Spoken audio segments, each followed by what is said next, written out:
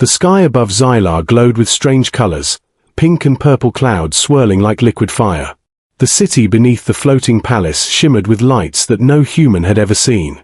Ships moved silently between towers, leaving trails of sparkling energy. And at the very center, the palace floated like a crystal, large and majestic, its golden walls shining under the alien sun. Inside the palace, the great hall was alive with aliens of every shape and color. Some had wings, some floated, some had eyes that glowed in different colors. The nobles whispered to each other, their voices full of curiosity and doubt. Today was a day no one would forget, the day a human man, from a small blue planet, was to enter their palace. He walked slowly through the palace gates, carrying nothing but himself. His suit was simple, his eyes wide with wonder, and his hands clenched slightly at his sides.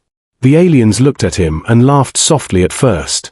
He seemed weak, ordinary, even fragile, compared to their shining forms and great powers. But something about his calm movements made the laughter die slowly. As he stepped further into the hall, the palace seemed to notice him.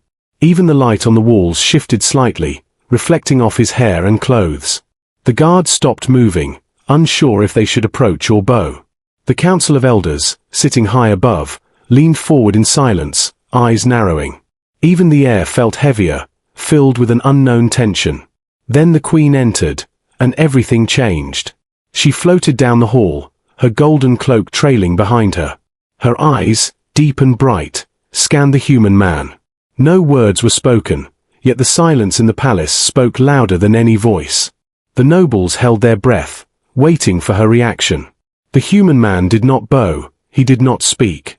He simply looked around, observing the palace with careful eyes.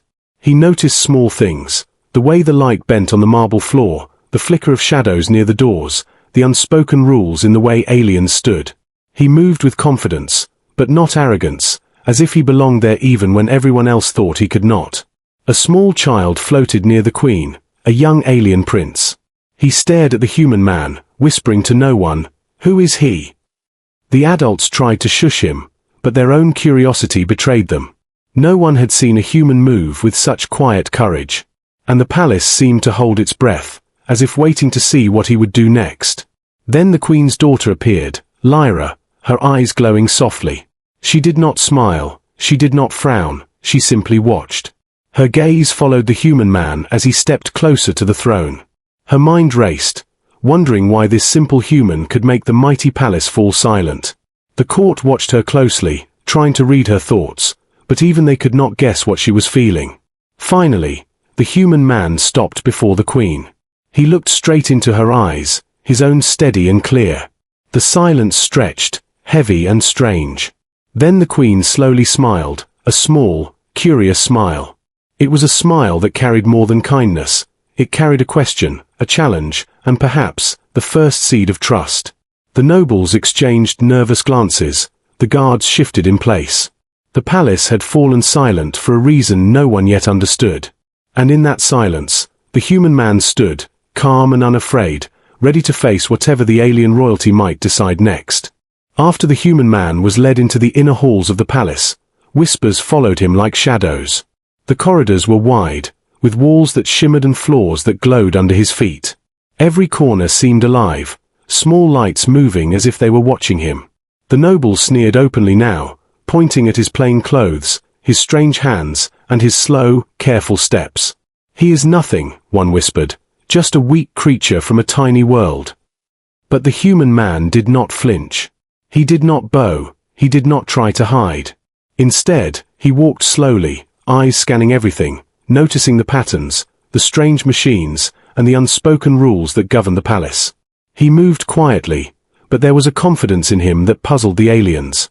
Even the guards, who were trained to fear and challenge intruders, stopped and watched, unsure what to do. Then she appeared, Lyra, the Queen's daughter, floating gracefully down the hall, her eyes wide with curiosity. She was younger than the nobles, but her mind was sharp and quick. She studied the human as he passed, noticing the way he observed, the way he thought, and the way he stayed calm in the face of mockery. A small smile crossed her lips. This human was different, more than he seemed. The Queen's daughter guided him to a large chamber, where the test would begin. The hall was filled with strange objects, alien puzzles, and devices that hummed with energy. "This is the test," Lyra said softly, her voice echoing slightly. "Most who enter this room fail. Only those who understand courage, wisdom, and patience can succeed." The human nodded, not with fear, but with understanding. He stepped forward, his hands hovering over the first puzzle, a complex shape that shifted and glowed in response to touch. The nobles leaned forward, laughing quietly, thinking he would fail. One sneered, "Watch this human break before the first trial ends." But the human did not rush, he did not panic. He studied the puzzle, moving slowly, watching the way the shapes shifted with his hands. Piece by piece, the glowing shapes aligned, and the puzzle clicked into place. The hall went silent for a moment, disbelief written on every alien face.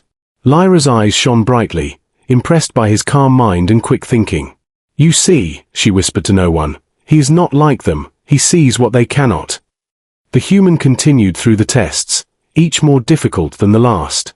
Energy barriers that required intuition, objects that responded to thought, and riddles that tested memory and courage.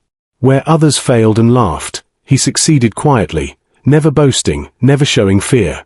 By the end, the nobles were stunned, some angry, some in awe. They whispered to each other, trying to understand, how can a human succeed where centuries of our finest have failed? The human man looked around, noticing the whispers but paying no attention. His focus was on Lyra, who smiled softly at him, the first gesture of respect he had received in this strange, alien place. The palace, once alive with laughter and mockery, now hummed with a new energy. The nobles could not hide their shock, and even the guards were tense. For the first time, they realized that humans, small and fragile as they seemed, could possess something no alien had expected: courage, wisdom, and the quiet power to face the impossible. And in the silent awe of the hall, the human man continued his path, ready for the next challenge, the one that might decide his fate and the fate of the palace itself. The human man had passed the first tests, yet the palace still held its secrets.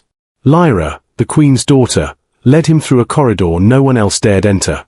The walls here were darker, glowing with faint pulses of blue and green energy.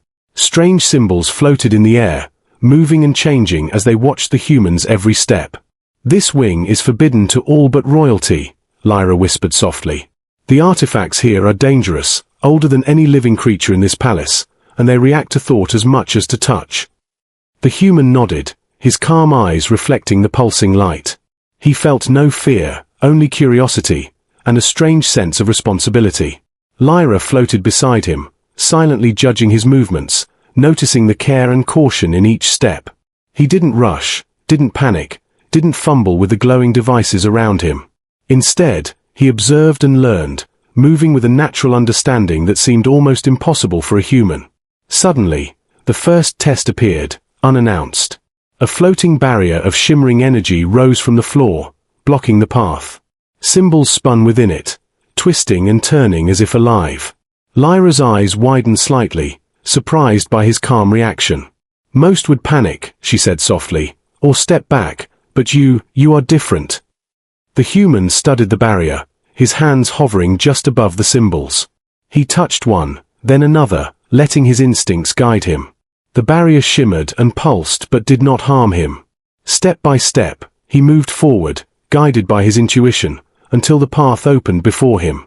The palace seemed to hum approval, almost as if it recognized his courage and intelligence. Deeper into the wing, more challenges awaited. Floating platforms over a pit of glowing energy, puzzles that required precise timing, and objects that reacted to thought and emotion.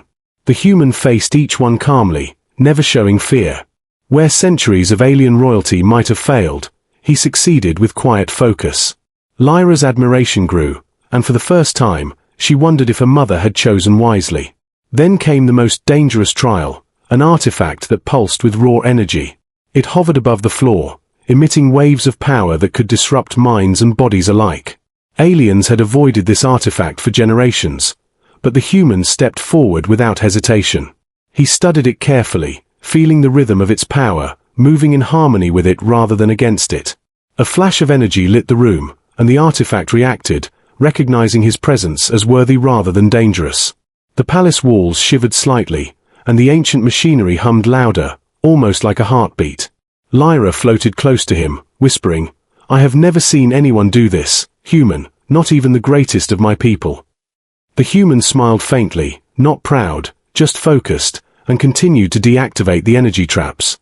With each success, the palace seemed less intimidating, more alive. Even the guards and nobles watching from afar could not hide their astonishment. For the first time, they realized that humans, fragile as they seemed, could possess instincts and courage beyond their understanding. By the time they reached the end of the forbidden wing, the human had proved himself. He had faced danger, mystery, and ancient alien power, and survived. Lyra's eyes shone with respect and something more, a quiet trust forming between them. The palace, once a place of silent mockery and fear, now seemed ready to accept this human as something more than an outsider. And in that moment, the human man understood that the trials were not just tests. They were a challenge to see if he was ready to hold the secrets of the palace, and perhaps change its future forever. The human man had survived the forbidden wing, and now the palace seemed to hum with curiosity and tension. The nobles and guards watched silently, still unsure how to treat this small, strange being who had passed challenges none of them could. Even Lyra floated close, her glowing eyes following his every move. There was something in him, something that the palace recognized, though no one could explain it. The queen summoned the council, her voice echoing across the vast hall, calm but filled with authority. She looked at the human man, then at her daughter, Lyra, and spoke slowly. "This human carries a rare energy, one that has not been seen in our galaxy for centuries." The hall gasped, whispers spreading like fire through dry grass. Aliens who had laughed at him now stared in disbelief. "How can this be?" one elder muttered, his voice shaking. "He is only a human, small and fragile." The queen raised her hand, and the murmurs stopped. "This energy," she said, "is not about strength or size. It is about connection, courage, and balance. It can bridge worlds, link minds, and shape the future of civilizations." All eyes turned to the human man, who listened quietly, his calm gaze never wavering. He had not come to fight, not yet, and yet, the palace already sensed his power in ways they could not measure. Lyra floated closer, her hand brushing his, a small gesture of trust. "You are more than we imagined," she said softly, her voice carrying both awe and excitement. The human nodded slightly, understanding that he had been chosen for something far greater than himself. He realized that the palace, the queen, and her people were not testing him just for challenge. They were testing him for trust. And he had earned it, step by step, challenge by challenge, without arrogance or fear.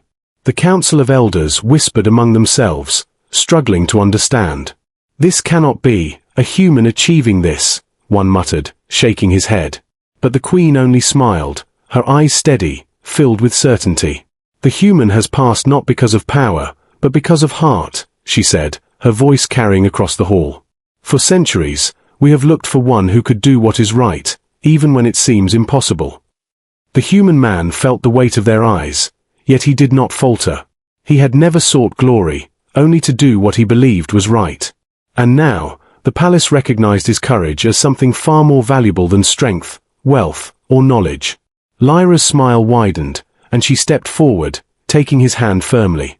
The nobles gasped. This human, who had been mocked and underestimated, was now standing as an equal beside the princess of the palace. The queen turned to the council, her voice calm but commanding. "This human is no longer an outsider. He is chosen to protect our secrets, to guide our future, and to bridge our worlds." The palace, once filled with whispers of mockery, now hummed with awe and wonder. Even the guards, who had doubted him, felt a strange respect. The human man looked around, seeing not enemies but observers, not mockery but anticipation. And in that moment, the palace seemed to shift, as if alive. It had finally recognized that courage, wisdom, and heart could come in any form, even in the body of a small human. The whispers of doubt faded, replaced by curiosity, hope, and respect. The human man had revealed something the palace had long forgotten. That sometimes, the smallest among them could hold the greatest power. And that power did not come from strength or skill alone, but from the courage to face the unknown with calm and heart. The great hall of the palace was alive with quiet anticipation. Aliens of all shapes and colors had gathered, their eyes fixed on the human man who had changed everything. The queen sat at her throne, her golden cloak shimmering under the lights of the palace. Lyra, her daughter, floated beside her, her eyes glowing softly, filled with admiration and trust. The human man stood tall, calm and steady, though his heart raced with excitement and uncertainty. He had faced mockery, tests, and the most dangerous secrets of the Forbidden Wing. Now, he stood before the palace, not as a stranger, but as someone chosen.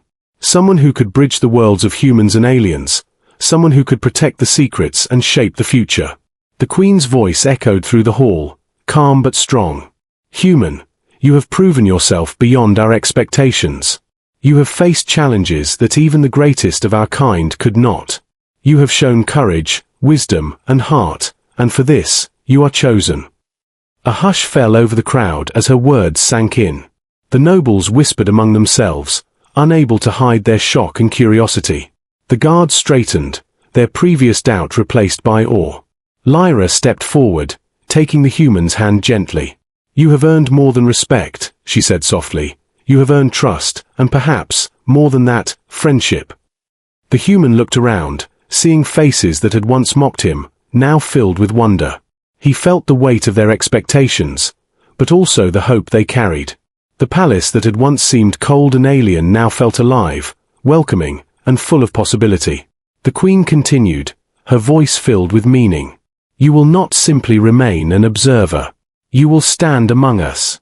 You will learn, guide, and protect. And in return, we will learn from you, from your courage and perspective.